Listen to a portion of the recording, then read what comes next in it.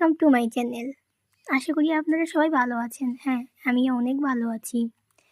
তো আজকের ভিডিওটা আমাদের গ্রামে কিছু লোকেরা এসে আমাদেরকে কৌশলে অনেক কিছু বলে তাদের জিনিস বিক্রি করে। আসলে তারা আমাদেরকে ঠকায়, তার উপর ভিত্তি করে এই ভিডিওটা।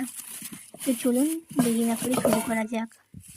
দুইটা ছেলে আসছিল, তারা মাথার উপরে করে এক জিনিস নিয়ে যাচ্ছিল আর বলতেছিল, ভাই আপা ইন্ডিয়ান থেকে এক্সপোর্ট মাল এনেছি, 4,000 টাকায় গিফট সেট, এত কম দামে কেউ দিবে না।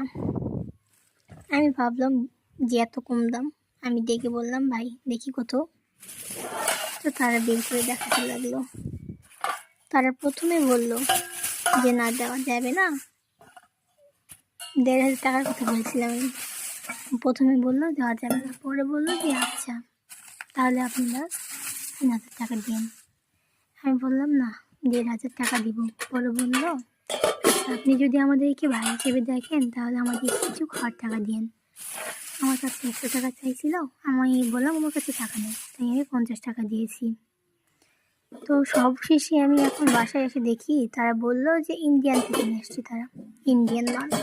বাসায় এসে দেখি প্যাকেটের গায়ে তো কোথাও ইন্ডিয়া লেখা নাই, মানে লেখা যে থাকবে একটা মেড ইন ইন্ডিয়া, সেটা কোথাও লেখা নাই। তো আমি ভাবলাম যে আমি খুব বড়োভাবে ঠকে গেছি। তো কী আর করার, ঠকেই যখন গেছি তো ভাবলাম যে আপনাদের কাছেও শেয়ার করি, যাতে আপনারা না ঠকেন।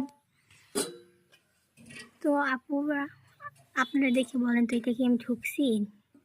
1,050 মানে 1,550 দিয়ে কিনছি, এটা কি দেখ ঠকা? এটা আমাদের জানাবেন। আর হ্যাঁ, এইটা মজবুত, হ্যাঁ মজবুত, আবার ঢাকনাগুলো ভালোভাবে বসে গেছে। তো এখন দেখার অপেক্ষা যে ওরা জিনিসটা বলছে ওটা কি ঠিকই নাকি এটা আসলে নর্মাল কোয়ালিটি, দেখা যায়। কিন্তু হ্যাঁ ভাই, আমি যতবারই এটা রান্না করতে যাই না কেন, আমার কিন্তু বারবার একটা কথা মনে হয়, ভাই রে ভাই আমাকে কীভাবে ঠকানো।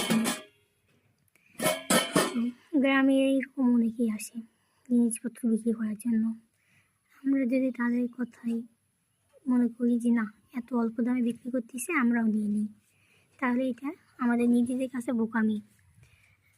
আর দেখেন কোথাও লেখা নাই যে এটা মেড ইন ইন্ডিয়া, ইন্ডিয়াতে তৈরি হয়েছে ভাই, এটা কোথাও লেখা নাই। লেখা আছে এশিয়ান 6 পিসের কুকার সেট, গিফট সেট। তো এটা আমাদেরকে ঠকাইছে। তো আপনারা কি কতবার ঠকেছেন আমাকে জানাবেন। আর এইরকম ভিডিও পেতে আমাকে লাইক